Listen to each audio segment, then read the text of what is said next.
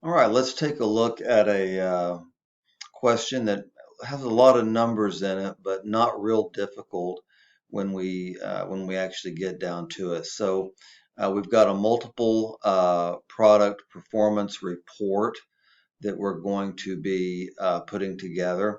And so what we're really doing here is we are comparing every component of our standard budgeted cost versus our actual cost.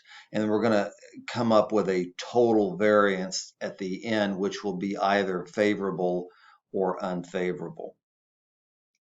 But along the way, we have to compile several different components of production and establish whether we have a favorable or unfavorable variance on each of these items, and if so, by how much. So we're going to go ahead and get started here. And this company, it says Storage Products manufactures two models of DVD storage cases. Okay, so a little bit of a dated question. And so the two products, or in the multiple product performance report, are going to be the regular DVD storage cases and the deluxe storage cases. And so we have some information here. Let's see here. Our cost components um, we've got some lumber. Okay, so these are big cases that we would put, and then we would store all of our DVDs in them. Okay, I got it now. So we've got some lumber, and for the regular product, we're going to need 2 feet at $3 a foot. So we've got a budgeted amount of $6 per unit for lumber, and then we're going to need 3 feet times the same $3 for a $9 lumber cost on the deluxe product. Looks like we have an assembly kit, which is just $2 for both products. We also have to account for our direct labor. Um, Looks like 1 hour times $4. Okay. And then for the deluxe product, we have 1.25 hours times $4 an hour, which gives us $5 direct labor cost for that product. Variable overhead looks like it is applied at a rate of 50% of direct labor. They say 1 hour of labor times $2, so it's 50% of direct labor cost, looks like. So that's 2, and then so we can just take this 5 and half that.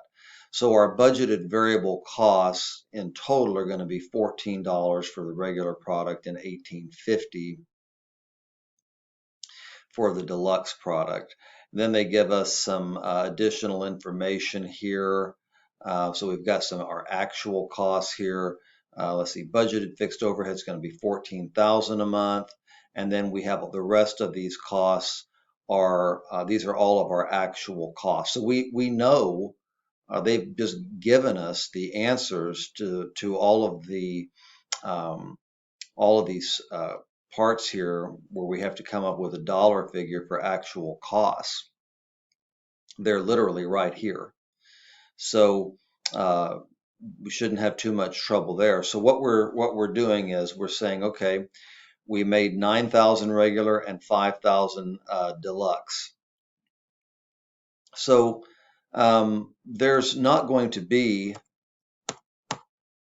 any there are no tricks here in this first part, because we know they've told us what the production is. Okay, so we have that. But what we're trying to determine again is how did we do in terms of our variable cost components, how we budgeted that versus what the actual cost was. So if we come down here and look at this, they want us to, I see what they're doing here.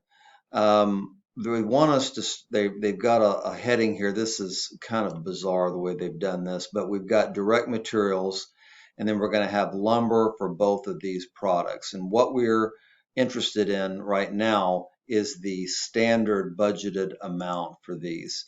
So we have our quantity here for the two.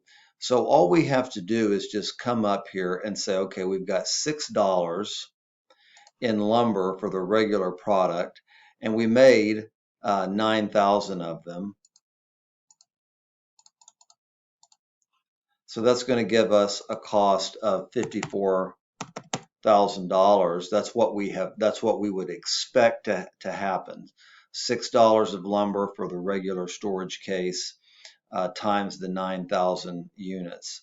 And then we only made 5,000 of the deluxe. So I'm going to plot that in here. And then I'm going to multiply that by our standard lumber cost of $9. Okay, so we've got 45,000 there. And then our assembly kits, if you recall, that was a flat $2 a piece. So all we have to do is take 9,000 times 2, which is $18,000, just as a review. The assembly kit is a flat $2 for both of these. So I just took the 9,000 units here, multiplied it by the 2 that we saw up there, came up with 18.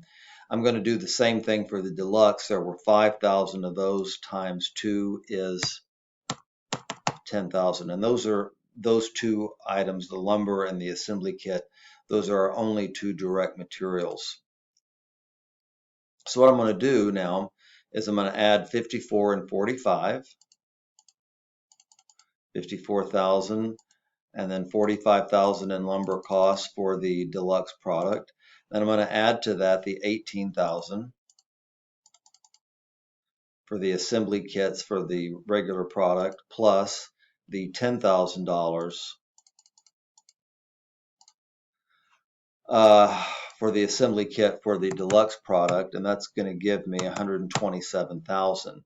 Then what I'm going to do is I'm going to come up here and I'm going to see, again, these are actual figures here. It says that they while incurring the following manufacturing costs. So these are actual costs, and direct materials are 130,000. So we're just going to put this in here, one more zero there, and we're going to say, okay, what's the difference between these two numbers? And I hope we can agree that the difference between 130 and 127 is 3,000. So that's easy enough, but is this an unfavorable or favorable variance? We know that the variance is 3,000. Well, we would say we expected to pay 127. We paid 130,000 in reality. Remember, all these figures up here, these are budgeted amounts. The actual amount ended up being $3,000 more. So we would say that this is an unfavorable variance. Okay, then we get to direct labor, and looks like it is costing us $4 a unit in direct labor for the regular product, and so we're just going to take that $4 and multiply it by 9,000. Let's see here, was it 4? Yeah, it was. Okay. So $4 a unit times 9,000 units is $36,000 of direct labor for the regular product. And then we made 5,000, let's see, where is it? We made 5,000 units of the deluxe product, and we incurred $5 direct labor cost per unit. Whoops, why am I putting those zeros there? So that's 25,000. Okay, so we're going to add these two together. So I've already got the 25,000 here. I'm just going to add 36,000 to it, and that's 61,000. The 61,000 is, again, our budgeted amount for labor, given a production level of 9,000 units for regular and 5,000 for the deluxe case. What actually happened? We had direct labor of $62,000. Clearly, this is a $1,000 variance. And again, the actual amount paid exceeds the budgeted amount. So that makes this, again, an unfavorable variance. All right. Then we move on to variable overhead. We have to just keep scrolling back and forth, right? It's $2 a unit for the regular product and $2.50 a unit for the deluxe product. Get rid of that. So let's see here then. 9,000 times $2. This is our variable overhead, is 18,000. And then we had 5,000 units of the deluxe product, and we budgeted $2.50 for that. So that's 12.5. Okay, and then we can add those two up. I'm going to add the 18 to that. 30,500. Also, I want to show you something else really quick. In the question, I thought I saw it. Maybe I didn't. I did not. Okay, that's fine. What was our variable overhead? Our actual variable overhead was 27,000. So in this case, we expected to incur actual variable overhead of $30,500. We only incurred $27,000, okay? So the difference between these two figures here is 3,500. Again, we should be able to do stuff like that just in our head, but if you want to use a calculator, that's fine. However, this time we have a favorable variance because we spent $3,500 less than what we had anticipated. Okay, and then the fixed overhead is kind of silly. They tell us the budgeted amount is 14,000, so we can just put that in. And let's see here, the actual amount, however, was 16,500. So the difference between these two figures is 2,500. The actual fixed overhead cost was more than what we budgeted for, so this is an unfavorable variance. They have given us the total here of 235.5 for the actual, so we can just put that in. If you don't trust the numbers, you can always add these four figures together.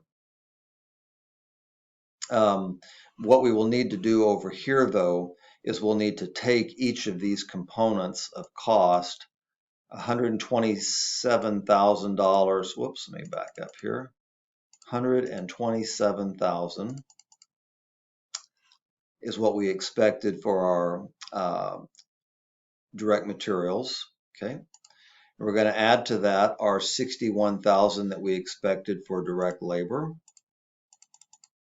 Okay, and we're going to add to that the $30,500 of expected variable overhead.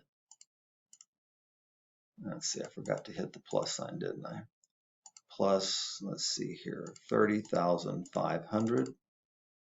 Okay, and then we have our expected fixed overhead of $14,000.